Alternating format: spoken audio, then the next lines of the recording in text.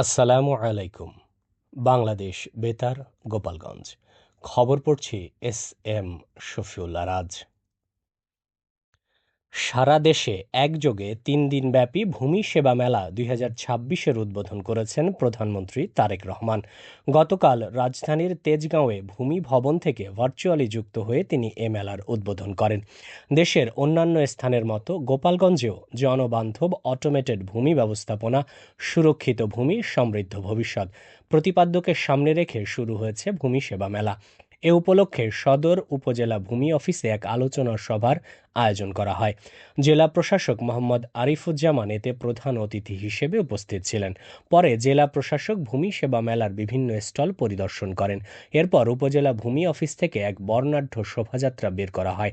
সদর উপজেলা নির্বাহী কর্মকর্তা মোহাম্মদ কৌশিক আহমেদের সভাপতিত্বে অতিরিক্ত জেলা প্রশাসক রাজস্ব রুলি বিশ্বাস সহ গণ্যমান্য ব্যক্তিবর্গ এ সময় উপস্থিত ছিলেন। উল্লেখ্য, আগামী ২১ মে পর্যন্ত এ মেলা থেকে নাগরিকরা অনলাইনে ভূমি উন্নয়ন কর প্রদান, নামজারি, ভূমি মন্ত্রণালয় সার্ভিস পোর্টালে রেজিস্ট্রেশন, অনলাইনে মৌজা ম্যাপের জন্য আবেদন সহ নানা বিষয়ে তাৎক্ষণিক সুবিধা পাবেন। এদিকে দেশের অন্যান্য স্থানের মতো নড়াইলেও একই প্রতিপাদ্যকে সামনে রেখে শুরু হয়েছে ভূমি সেবা মেলা। ভূমি সেবা মেলা উপলক্ষে জেলা প্রশাসকের কার্যালয় থেকে একটি শোভাযাত্রা বের হয়ে শহরের প্রধান প্রধান সড়ক প্রদক্ষিণ করে একই স্থানে এসে শেষ হয়।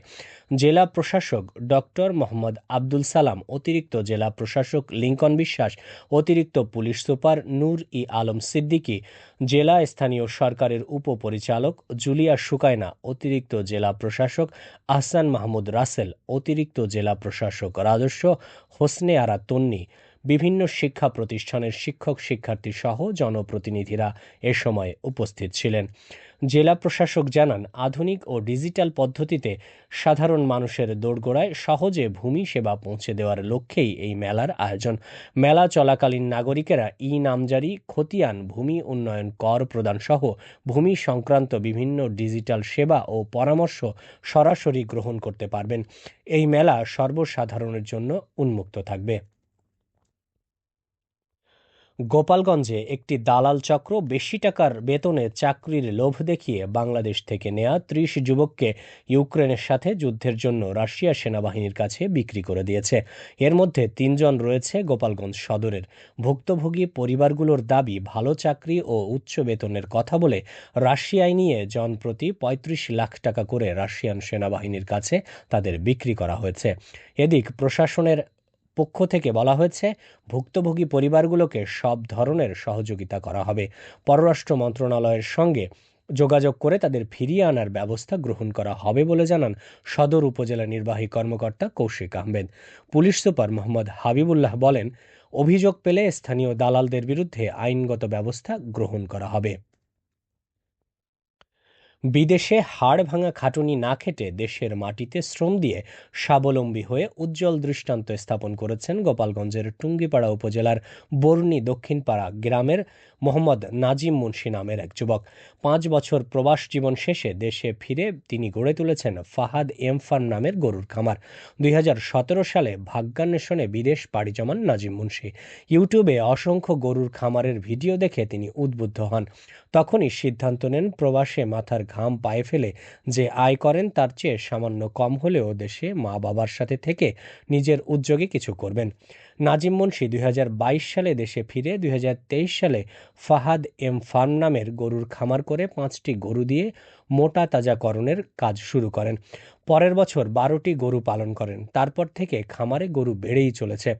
এবছর তিনি 18টি গরু পালন করেন। এর মধ্যে 3টি রমজানের ঈদে বিক্রি করেছেন।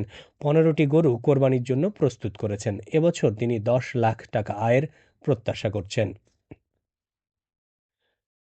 মাদারীপুরের কালকিনি উপজেলার ফাঁসিয়াতলা গ্রামে এক পল্লী চিকিৎসকের বাড়িতে চুরির ঘটনায় চুরি হওয়া মালামাল উদ্ধার ও এ ঘটনায় বাহালুল হোসেন ব্যাপারী নামের এক যুবককে আটক করেছে পুলিশ।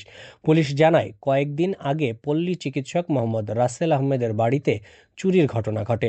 পরে বিষয়টি কালকিনি থানায় জানানো হলে পুলিশ তদন্ত শুরু করে। তদন্তের এক পর্যায়ে সন্দেহভাজন বাহালুল হোসেন ব্যাপারীর বাড়িতে গতকাল অভিযান চালিয়ে চুরি হওয়া মালামাল উদ্ধার সহ তাকে আটক করা হয়। আটককৃতের বিরুদ্ধে প্রয়োজনীয় আইনগত ব্যবস্থা প্রক্রিয়াধীন রয়েছে। সবশেষে আবহাওয়া।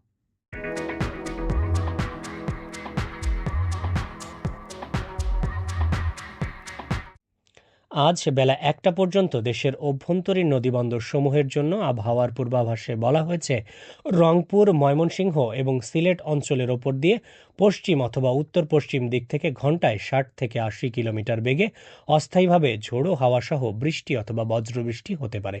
এসব এলাকার নদীবন্দর সমূহকে ২ নম্বর নৌ হুঁশিয়ারি সংকেত, আমি আবারও বলছি, ২ নম্বর নৌ হুঁশিয়ারি সংকেত দেখাতে বলা হয়েছে।